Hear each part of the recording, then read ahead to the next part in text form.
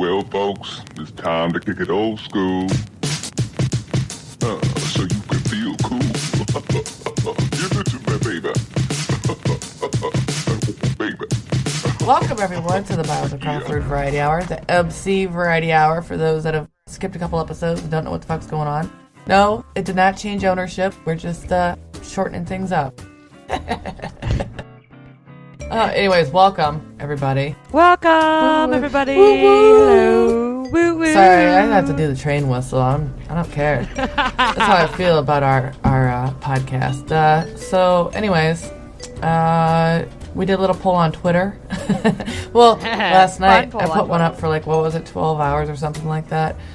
What we should talk about this week, and we listed 4 topics, and then the top 2 to 3 we're going to mash up into a topic. Last time we tried this, we ended up with prisons and aliens is what everybody voted on. It was the top 2 voted topics, but alas, we couldn't find much on alien prisons, probably because the government wouldn't grant us access after banging on the gated Area 51. I mean, we were like... But hold on, I gotta stop you. Did you see the newest news report? No, I haven't. Well, perhaps not the correct news. What did I miss? Because I haven't been watching the news. There was a Southwest Airlines pilot, as well as another, not minor pilot, but another pilot in the area, who both saw an alien aircraft about 500 miles away from Roswell. Oh, really? See, the aliens got loose. That's what happened. They got loose. There's 2 of them. Not just one crazy pilot, but 2 crazy pilots that saw an alien aircraft. Anyways, go on. Sorry to interrupt. Well, we know they're imprisoning aliens. What the fuck else is Area 51 for? You know what I'm talking about. Yeah, they're up to something. So we need the scoop. We need to find out more information. So we did try and do what we could with aliens and prisons for that episode, and it turned out well. So we thought, you know what, do it again. This week I threw up. I didn't throw up. Verbal diarrhea. Gross. We picked tacos, history, beers, like drinking beers. We like, or bears, like the furry kind. Don't bear with me. We didn't go with that one. And Doctor Who, which we both love.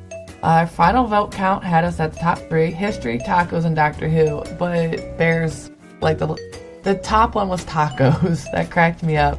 And all the other 3 pretty much got 20%, except for bears. They were at 17. It was kind of distributed, but I thought that was funny. It was really...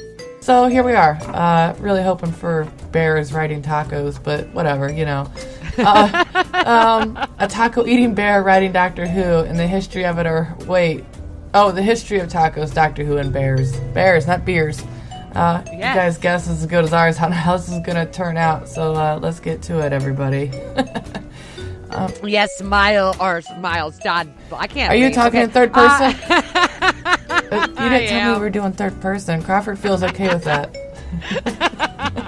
Oh my god! All right, Crawford, bring it on in with tacos. Okay. We're talking about Mexican tacos, not fish tacos, not our tacos. This isn't a youth. You know what? We should. We're talking about our tacos, guys, in the history of it. And then just detail our sex life. Well, as a young teenie. That's gross. I'm sorry. The history of my taco by Crawford. Crawford's okay with that. I've been talking in third person. That's really awful. Okay. So. Get ourselves together. Collect ourselves. Okay. I'm putting a palm over my face and I'm doing straight face. Just do it, okay. You may be surprised to learn that the first tacos weren't food at all. It was actually Mexican silver miners in the 18th century wrapped gunpowder in paper, which they would then push into holes they carved in the rock face. That's crazy. They referred to these as tacos. The miners started calling their lunches tacos as well, since tortillas wrapped around potatoes or other simple stuffings with hot sauce resembled the little sticks of dynamite. That kind of makes sense, like taco. While tacos originated in Mexico, not all of them come from there. Believe it or not, everybody. Woohoo! One of the most popular tacos al pastor, actually came from Lebanon. In the early to mid 1900-ish, Lebanese migrants started going to Mexico. They brought with them shawarma. Did I say that right? Shawarma, which if you didn't know is slow roasted lamb. I thought it was 8 types of meat wrapped together.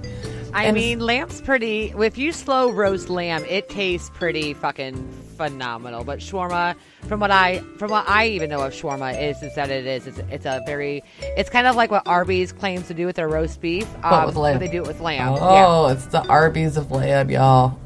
And by the way, you did say it correctly. Shawarma, at least that's the Americanized version that I know of. Oh, we should have looked up some pronunciations in Lebanese. I mean, that sounded Klingonish. Okay. It's typically served in pita bread. I love pita bread, by the way. In the Middle East, but being in Mexico, they began putting the lamb into tacos instead, which became known as Arab tacos. The children of these Lebanese migrants switched it up by putting pork into their tacos instead and adding a bit of pineapple to sweeten it up. That's when tacos al pastor became a popular Mexican dish. So then America had to come up and Americanize the shit out of it, right? It's not like French fries, they're not really French. Americans didn't make it their own until around 1950 when Glenn Bell got the idea for Taco Bell by watching McDonald's take off. He ran a hot dog and hamburger stand across from a Mexican restaurant. And by watching that restaurant and looking at McDonald's as his inspiration, he quickly figured out how to make preformed taco shells and sell them to the mass market. Tacos and hamburgers have other similarities as well. They're both made with ground beef, lettuce, cheese, and tomatoes. They can be held in your hand and eaten on the go, and they're easy to produce in high quantities. Even better way to Americanize the taco? Sue someone. We love suing people here in America. I've got like a stack of things I need to sue somebody for. We all do. We all have a little file on our filing cabinets, like things I need to sue about. So the story behind the trademark Taco Tuesday. God, can we even say it? Well, we did Taco Tuesday, like us. Unbeknownst to many. Yes. Okay, we're not going to get in trouble. But it is trademark. So if we get sued, we're letting you know it has been trademarked, and we're using the trademark fucking Taco Tuesday. Taco Tuesday. Like, you know what? Lots of places have Taco Tuesday. Fuck it. Like us, unbeknownst to many, the phrase Taco Tuesday, Miles was right, is actually trademarked, and many restaurants have been served cease and desist letters for using it in their marketing. A fucking course. And do we have our address out there? Because I'm not trying to get one of those letters. Can't send me a letter if you don't have my address. Right, bitches, we can't get So, it. since 1989, Taco John's, a fast food chain based in Cheyenne, Wyoming, has held the trademark for Taco Tuesday, and they've angered and perplexed many local taco chains who were unaware of the trademark by asking them to stop using it.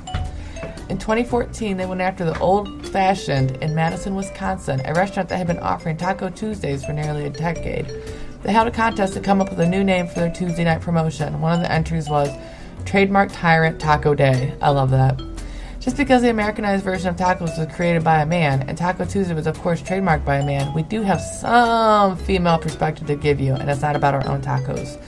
Mexican cuisine was first served in the U.S. by a group of female cooks known as the San Antonio Chili Queens. Awesome!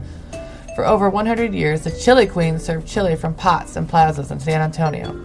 They brought makeshift tables, pots, and containers. Cooking their chili over open fires, they served customers of all types, businessmen, soldiers, and families. They also served beans, tamales, and coffee.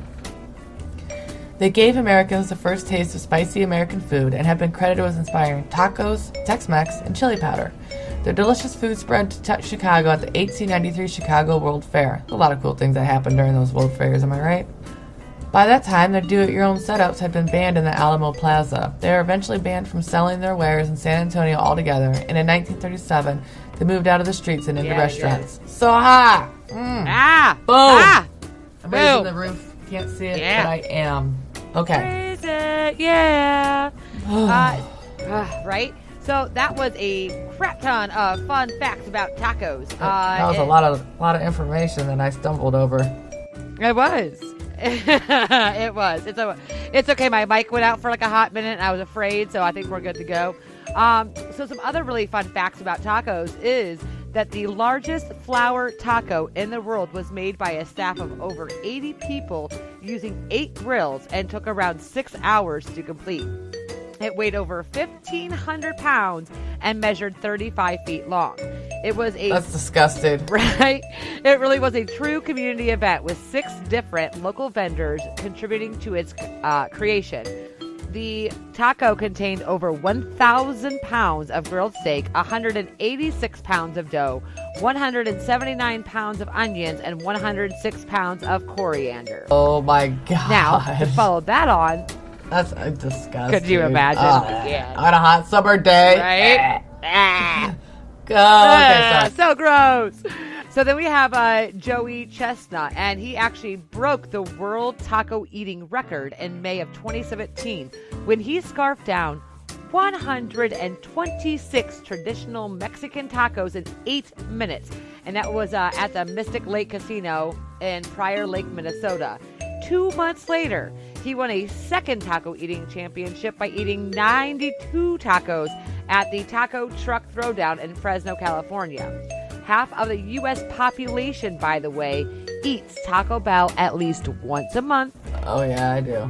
And then Americans consume more than 4 billion tacos every year. Tacos are life, though. I mean, almost you can even see it on the internet. People love tacos. It was our number one poll result. You know, tacos. Yeah, tacos. We love them here.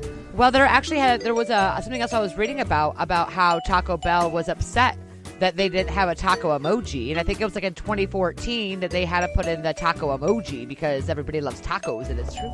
Right, like you don't have to type it out. I just want to punch in a little picture of it. I mean, I want a little taco. So much fucking. It's so much fucking fun. Taco facts and history and all things tacos. So there's our checkbox: history and tacos. Boom, done. And that's right. Lots of taco love. I want tacos now. Actually, while I was writing, I did all this, and while I was writing it, I looked at the girl that I work with, and I said, "Do you want to go order some Mexican food?" So we actually ordered from our local Mexican joint here called La Torita, and yeah, so good. And got some. It was like lukewarm, but regardless, it was fucking delicious. So I was super pumped. I love Mexican food. I really do. It's my favorite food. I mean, I love pasta, but Mexican food is where it's at. I'm talking about real. I mean, Taco Bell's great for snacks. It's very Americanized, but yes. I love going to like a locally ran Mexican restaurant where not too many people speak English. And it's order the only something. Way you should get. You're like, I'll have the number 24. Yeah. You know? It's so much easier. That's about the only conversation you have with the waiter.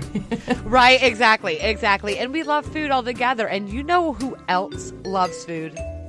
Doctor Who. Doctor Who, he does. But I don't think he's ever talked about tacos, which I'm a little disappointed now. I never realized that. But we need to have a woman eating Doctor Who, eating tacos this season. Yes, and hopefully, I'm really hoping that Jodie Whittaker takes over and says, I want the fucking first taco on Doctor Who. So, I will love tacos. Yes. The fandom, the Doctor Whovians, all of you guys, will y'all just go out there and make them put in tacos into a Doctor Who show, because that would top it all off. Actually, there's quite a few things about Doctor Who and about food, and how we're going to circle that into this conversation is that, you know, because we all love food, and Doctor Who traveled all the time through centuries and whatever else and all different kinds of countries and crazy times. But to bring it all around is that Doctor Who loved foods such as jelly babies and, or as what we all like to call, jelly beans. Tom Baker, who was the fourth Doctor, was the one who first started the food trend in the Doctor Who world. We all know, for those who have watched it, that Matt Smith really had that weird obsession with fish fingers and custard. And I don't know what you Brits are calling custard. I know it's not tartar sauce, but like, I believe it's like a vanilla pudding, dude. Can you imagine, like, fish sticks? So gross. Listen, I worked at Cracker Barrel. People would order fried catfish, scrambled eggs, and a large glass of milk just on a hot summer day. And it was just like, no, not on summer. Disgusting. Yeah, but yeah, it's so gross. And there's just some things that you just don't do. But, and then David Tennant and Peter Capaldi, I always say his name wrong, whatever, they really fucking hated pears. Like, they if you actually really watch pears. Pears. Yes, I know. That's what I was saying. They fucking hate pears. Well, I wonder if something nasty in his universe tastes like pears. That's why he's like, I don't like it. I know there has to be something wrong with pears. Maybe we really shouldn't be eating them. Maybe they know something that we don't. I'm suspicious. So suspicious. And you know what goes really good with tacos or fried fish or maybe some... Yeah, that's true. Beer actually goes very well with all those things. So, Crawford, what are your favorite beers? Actually, my very favorite beer is not beer. Leinenkugel Sunset Wheat is my number one favorite beer, and I love it on draft. And it's getting harder and harder to find in bottles around here. It was really popular back about 5 years ago, maybe. Probably back. God, it could have even been 8 years ago. It was on tap everywhere. It tastes a little bit like Blue Moon. It's served with an orange slice. It's an unfiltered beer. It has like an aftertaste of blueberry. It is amazing. But I also really like Great Lakes Brewery. Just about anything they put out, I'm into. I do really like, because I've worked in restaurants where, craft beers come up. So I've gotten to try a lot of different beers. So I do like some of the better beers. I will say I've become a little bit of a snobby beer drinker in my time. I like Coors Light, though. I will drink a Coors Light. I'm the same way. Like Coors Light or Coors Original is my go-to. Yes. And that just comes from years of first of all, we all had, okay, not all of us, a lot of American teenagers remember the days of Natty Light. Oh my God. It made my back of my throat hurt a little bit.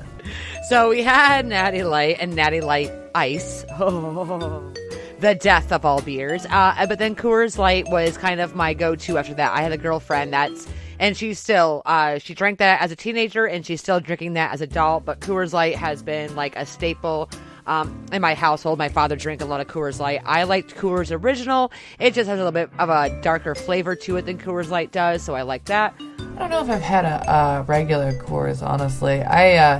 I never really liked domestic light beer, and I was at a wedding about 2 summers ago, and that's what they had in coolers, and so I just grabbed a Coors Light, figured, I probably won't drink this whole thing, but I wanted something. I wanted to have a beer. And I actually was like, this isn't too bad. Right? It's not too shabby. And it's as for flavor. Yeah, and then we have like all the craft beers, which I do feel have gotten a little out of control. Like, yes, they have. Yes. I mean, they're talking about putting glitter in beer. They're talking fucking like grapefruit beer. I mean, y'all are trying to do everything with like all craft beer started off with was bad batches of hops. Like it was shit batches, and then they're like, let's make a beer out of it, which is great. It's been phenomenal. I'm more of because I'm such more of a like hard liquor person, my beer, I haven't really messed around with a lot of the insane craft breweries. I'm with you. I am more of a sunset weedy, orangey flavored. So obviously like Blue Moon, I really enjoy. The Leinenkugel Sunset Wheat is really good. During the winter, who does it? Somebody puts out a beer called Holiday Cheer, and it's like this almond cranberry beer, but it's Shinerbach. Shinerbach does a Christmas beer. Like Shinerbach, yeah. Yeah, and they do a fucking Christmas cheer one that I really, really enjoy. And usually during like each season, I will have at least one of it. But I do not like the summer beers. I don't like the lemonade beers. I don't like anything lemon in general. So making that... I just ordered a torpedo keg, like one of them little kegs of summer shandy, and my boss... I think he was a little upset with me about it because I didn't think about it, but that's kind of a staple anywhere you go. But that's a little pricey for us because everybody drinks Bud Light there, So I think he's a little worried that I'm not going to be able to. But I'll tell you what, that summer shandy, everybody loves that shit. I don't care for it personally. I mean, it's all right, but it's not something I would order. And exactly. And I'm kind of like, and if I'm going to drink beer, I like to do more of the heavier stouts, which are really more of a fall and a winter beer. Just because, I mean, the summer is great. Don't worry. I mean, I like drinking light beers during the summer because, it's hot and they're easy to drink, blah, blah, blah. But if I had to, like, I think my go-to staple in the winter is like a double chocolate stout. It's really... I've had a couple of coffee stouts too that are they're all great. Yeah, so fucking delicious, and I really so fucking good, so good. We carry Black and Tan all the time by Yingling, and then this winter we had a vanilla porter, and that actually sold pretty well. A lot of people like to mix the two together. It was very strange, I thought, but I was like, well, I guess if you want your Black and Tan with a little bit of vanilla, or if that vanilla porter is a little bit too. Yeah, well, they also have that nitro beer, which I really like because you can do like a heavy stout with it. But the nitrogen they put into the beer, I'm sure it's all super unhealthy, whatever. However, they brew it and then you got to take out the cap and it's this whole thing. It's a air release, but it makes that stout a lot easier to drink. Like, I could probably have 3 of those and not feel like when you drink like 3 Guinness, I'm pretty fucking full and dead to the ground, but with the nitro beers, I can still drink a really dark stout without having that like heaviness to it. So I really like those too. So that's what I like about Sunset Wheat. I have like 1 glass and I'm already like kind of buzzing around, like, ooh, damn. How you do it? It's a good beer, but I don't. Oh my goodness, I'm trying to think. There's a beer that I really like and I can't remember the name of it now. I think it's by Goose Island. I don't remember, but it's a good summer beer. I don't like that Berry Wise either. Like, fucking shit's gross. I know, and people just, I don't know. Some of the beers out there, I agree. And, I kind of like the hard root beer at first, but that's been overdone. And just the other day, I had somebody asking me for orange soda, like hard orange soda. So now we're getting into, like, hard sodas. So I think craft beer will kind of want off, and then we'll get into, like, hard ciders, hard sodas, hard whatever, lemonades. I mean, we did that a couple years ago. That's kind of faded off. But, it's like just whatever the newest thing is. Whatever we can make alcoholic, we will. Yeah, we totally will, especially in America. We love our alcohol. Alcoholic Red Bull. Oh, God. Yeah. I mean, it's already a mixer. It is. It already is. Can't go wrong with some vodka and Red Bull, though. I mean, in all honesty. And when you come down to that hard orange soda, for those who are looking at it and saying, God, that's probably really gross, it kind of is. But if you take the hard orange soda and you mix it with the whipped cream vodka that Smirnoff makes, it makes for a really great orange soda devil intoxication that's pretty phenomenal. The hard root beer is okay. I mean, I don't like root beer that much, but I have tried it. A lot of these hard sodas are great, but in all honesty, again, I can just go buy myself a bottle of Jack Daniels and a bottle of Coke and call it a good day. That's definitely more my aisle. And it's not that I don't like, Jack Daniels does make some good, like, canned, at least out in Florida, when I was down there, I found some Jack and Coke already, like, in a can pre-mix, and I was real worried. Oh, what the fuck, right? And I was like, God, this is going to suck, but, like, it was a convenience store, it was across from my hotel room, so give it... I fucking loved it, actually. It was really good. It was a perfect mix, and I thought I would hate it. I mean, it doesn't have the same... I mean, you're not going to get the same taste that you're going to get out of the bottle in a fresh fucking bottle of Coke. It's just not going to happen. But it has it's a really good substitute when you want a drink, and you want it in a canned form, I guess, or you don't have an option. So if you're out there and you see a Jack and Cola in a can, it's actually worth trying, and it's pretty cheap, so you can't really go wrong there. So, I'm trying to think if there's anything that I've ever tried that I could tell people it's okay. Don't ever drink Four Locos because they're awful. God, are you trying to die? I tried a sip of that and I was like, that's disgusting. Y'all are trying to die. People? That was worse than a Tide Pod challenge. Was fucking Four Locos all day, every day. Oh Jesus, Four Locos. Boone's Farm. I don't even, or Boonies. Some people call it Boonies. I haven't seen that in a long time. Is that even around? Because I would look for it at a place I was at, and I didn't see it, and I thought, well, maybe they just don't carry it. I don't know if Boone's Farm is still around. I kind of want to find a bottle just for funsies, and I know. Pick up like see a bottle. If I still get us drunk. Yeah, Boone's Farm and Zima all day. Oh man, Zima's with Jolly Ranchers. Ah, so good. Oh, we didn't have problems as teenagers at all. So, speaking of alcohol, there is this actually sober person whose name is Ben Carson. Oh God, I feel like Ben Carson is in himself a wonderful little joke. He is such a fucking weirdo, dude. And what's scary is people are like, I like what this guy has to say. Like, are you fucking crazy too? Yeah. I loved when everybody was like on the Ben Carson kick because they're like, well, what?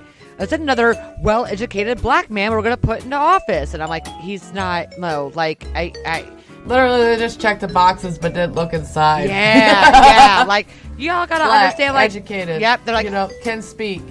He's not a, he's not a politician. He's black. He's well educated. He's a surgeon. I'm like, yeah, but being good with your hands, a great eye-hand coordination does not mean that you can run the fucking goddamn country.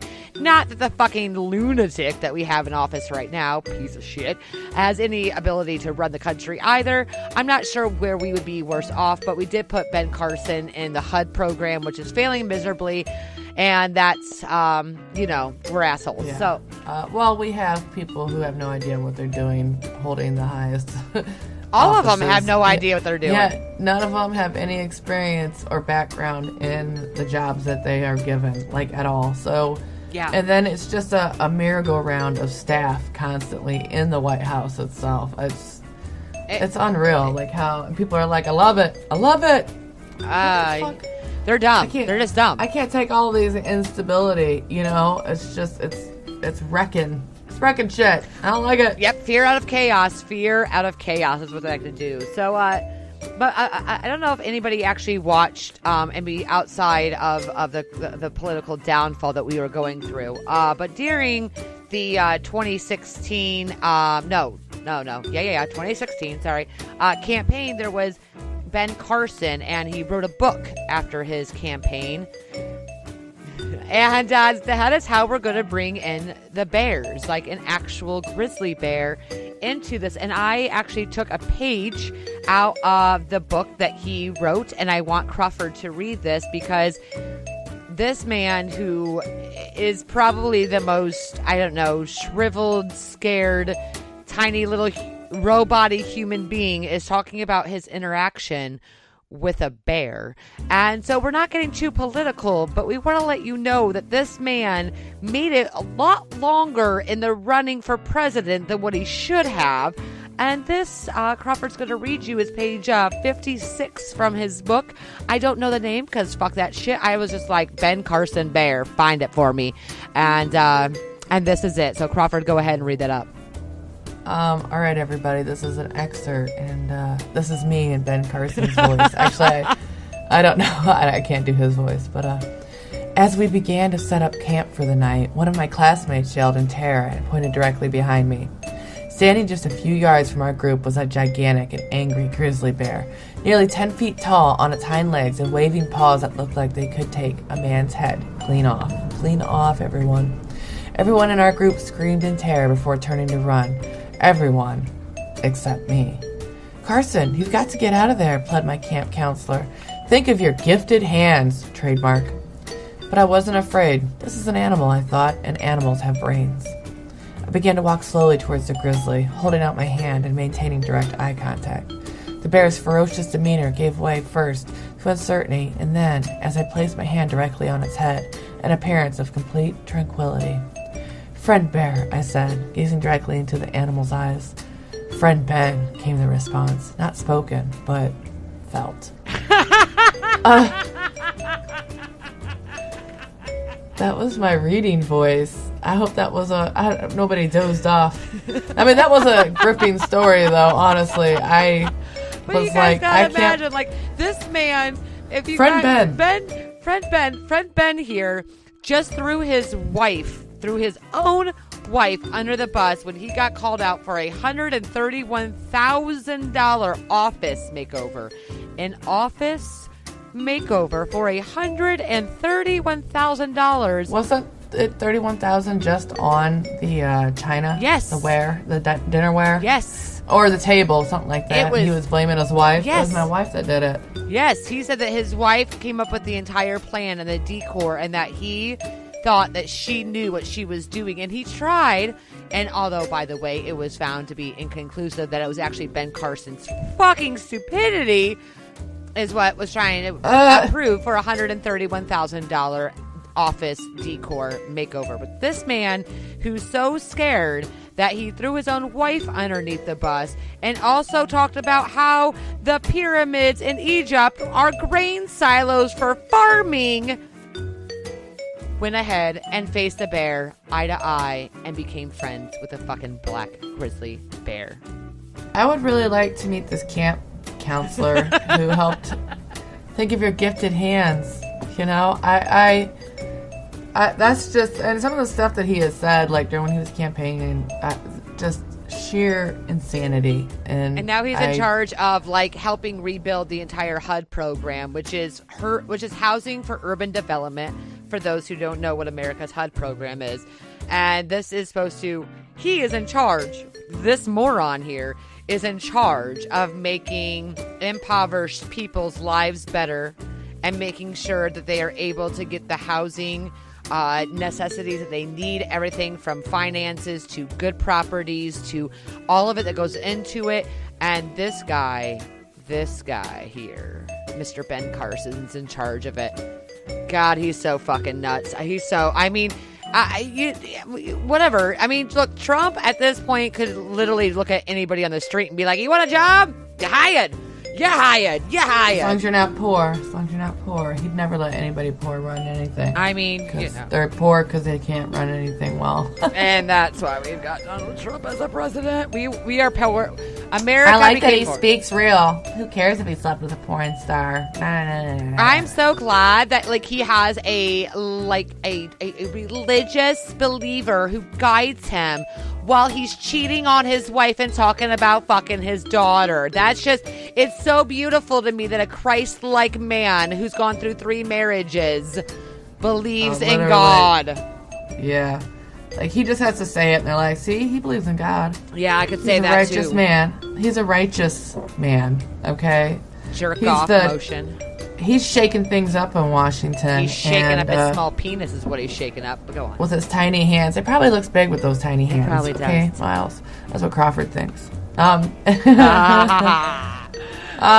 So, anyways, back to Ben Carson riding a bear through the forest. As people shouted, "Watch out for the gifted hands." I mean, that could just be a story that I like that he trademarked gifted hands.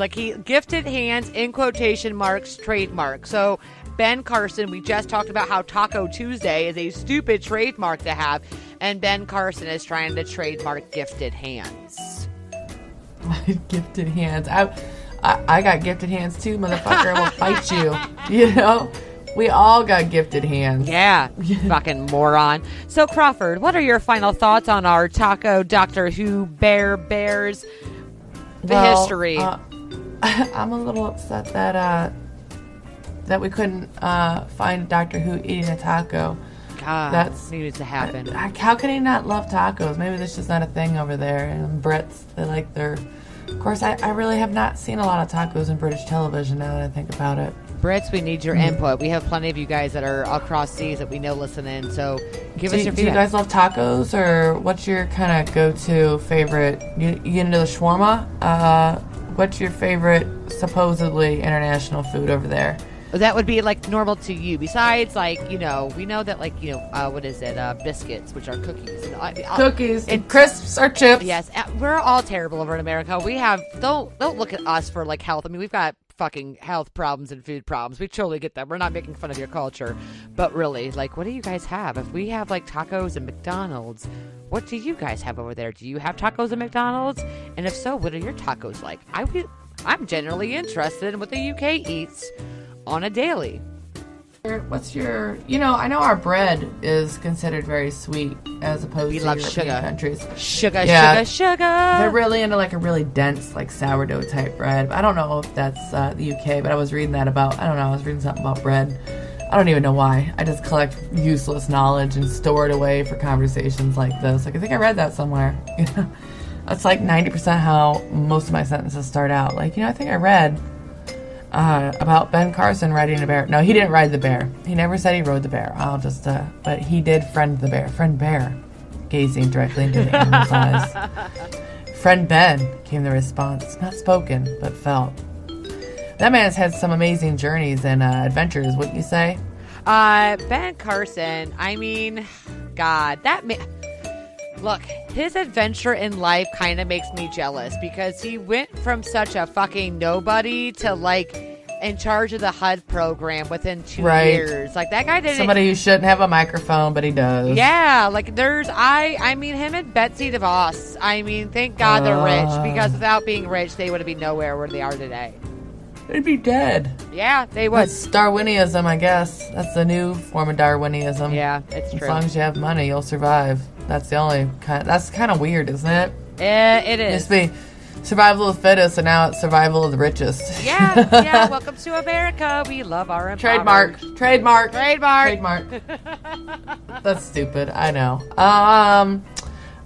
Final thoughts. I'm trying to think if I really have any. I keep going back to tacos because my stomach is actually growling. I want a taco so bad right now. I need tacos in my life.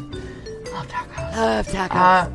And I love Doctor Who, and I love history, and I love bears, and I love beer. So I feel like we hit all of these points, and we talked just enough about them. So so that people understand that we can mash anything together if we try. Yeah, it's really quite wonderful. And I mean, eventually, yes, we'll probably get on some good political ranty rants, but we've been on those. We've been talking about guns and violence, and I want to talk about the march at the U.S. I mean, there's all kinds of... March of Our Lives. Yeah, I want to talk about all of those things, but you know what? That's for next week or next podcast whenever we get to it, because we've been fucking busy, and so we'll get there. Yeah, cocksuckers. Yeah, cocksuckers. Sorry. Oh, I'm just kidding. You guys aren't cocksuckers. We love you. Actually, that's... Sucking cock's okay, so I guess if you want to be a cocksucker, you can. I'm not going to push people to be who they are. Exactly. Or aren't. Or not, yeah. That's just not who I am, yeah. You know? So we would really like, I mean, we're going to talk about some more, you know, in-depth shit, but I mean, every once in a while, you got to throw out some fun. It's a variety hour. Yeah. It's a variety hour. Bitches, remember that, variety. What kind of shout-outs do we have this week? Any good ones? There's so many great shout-outs. I mean, I can't even go wrong. So always shout out to the NoPhonyNetwork.com, www.nophonynetwork.com. Bam. So you all know I have a really, actually, I struggle with this. I have a very huge struggle with like picking out podcasts I want to talk about. I like listening to them. I love it. I can't help it. So anyways, on the No Phony Network, I've recently been listening to BS3 Sports and Music. Really been enjoying. We've been bantering back and forth about the Giants and the Cowboys and all of his sports talk. And he's got great music and it's a little bit of variant. So look at BS3 Sports and Music. It's just a fun all-around podcast. I definitely also really enjoyed the Profound and the Profane. I went through some of their older episodes and they were fantastic. Their newest episode was on relationships and courtship, but as well they actually talked about food trucks. So ooh, I love food trucks. I was going to bring that up when we were talking about the UK. I was going to be like, what kind of food trucks y'all got? Or food stands, you know? Like what's like hot dog carts and taco trucks are common in the United States, but just wondering what kind of version in Europe in general or other countries at all. Like what kind of food truck can you find on your local corner? Right, exactly. So I really enjoyed their conversation. It's always been great. Always shout out to our own Ohio fam. We have got the Cult of Domesticity, Drinks with Larry, and Home Video Hustle. All of you guys I've been listening to, loving your guys' episodes, been giving feedback. And then the one that was new this week to me, which was one called Now That I'm Older. I had half-assed listened to it. I might have given a shout out before, but I actually I listened to 2 or 3 of their podcasts, and it's just great. If you're an adulting, and there's just adult things going on, and you're tired of it, and or you're recollecting about now that you're older, you kind of understand certain things that you didn't understand before, that's definitely a podcast for you. Other than that, I mean, we'll give out more. We'll have lots of great shout outs. I will say as a side note, if you're not always into podcasts, but you want to have some fun reading / art materials, I always enjoy, his name is Little Fears. He usually comments quite a few things on our website. He's a big supporter. Yeah, he's a big supporter. He's always giving us feedback and stuff. I really like him. Yeah, and he actually did this really great little like comment section about what it was like growing up in London during the times of like the bombings that were happening there, trash, and how we were going. I wrote a blog recently about, you know, the gun violence and teenagers and what that might be doing to them, and he made a great comment on that. I actually want to go over that in the next podcast. But if you want somebody who has love for weird art and as well as great puns and funny little stories, you know, check out Little Fears. He's usually one of our followers on Twitter. He's on our website, and when I do the actual this week, I'm going to attempt to do real show notes and post that and give that out. So when we, you know, post our episodes, we'll actually have like a full description with like links and shit of what we're talking about. Yeah, we should do that. That sounds really great, Miles. You know, look, I ain't guaranteeing shit. I'm not guaranteeing shit. I'm gonna say we're so close to episode 30 that it's time. It's time that, you know, I take get that extra bit of ownership into our listeners, because some of our listeners have dropped. I've noticed that, like, you know, we get like 30 downloads and then we're down to like 12 downloads. Yeah. So I wanna keep bring them in, you know. I know we can't ever figure out what the recipe is. So will you guys let us know what the recipe is? What do you think that you want to hear from us? Because if you guys haven't noticed in the last 29 episodes, Crawford and I can talk about anything. Oh, yeah. We can fill an hour, y'all. It ain't a problem. And you want us to talk about drugs, alcohol. You want us to be like, hey, I heard about this random shooting. You want to do some history? Fuck yes, we do. Yes, we want to do the research. Like, you want us to be like, hey, what pissed you off this week? And that's all you want us to talk about? Cool. Just let us know. We just want some information. So give us some feedback, by the way. Feedback via iTunes, Podbean, SoundCloud. I mean, we're iHeartRadio, Spotify. You name it, we're there. Okay? So just drop us a comment, y'all. Yeah, it ain't so hard. Spread the word. I feel like we do a good job of, retweets and likes and shout outs to other podcasts. I feel like we do a great interaction with all of them. So if you all could just help us out too, that would be great. And or visit our Patreon page so we can buy some sweet, bigger stickers and T-shirts and merch for the people who are downloading. $1. Come on, boys. Come on, girls. Give me $1. We want to send you a shirt. We want to grow, and we need your help to do it. Right. All right. So that's all I've got. So thanks, guys, for listening. I love you bunches. I hope to God spring is going to be on the way at some point in the next 3 weeks.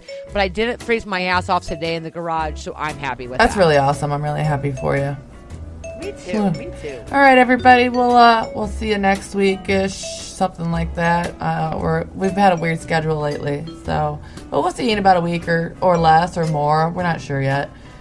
Thanks for listening as always, and have a good night or day, week, whatever it is for you. I don't really know. I don't know what these people are listening to or don't. We don't even know when we're gonna edit and post it. Yeah. So have a great time. Bye. Bye.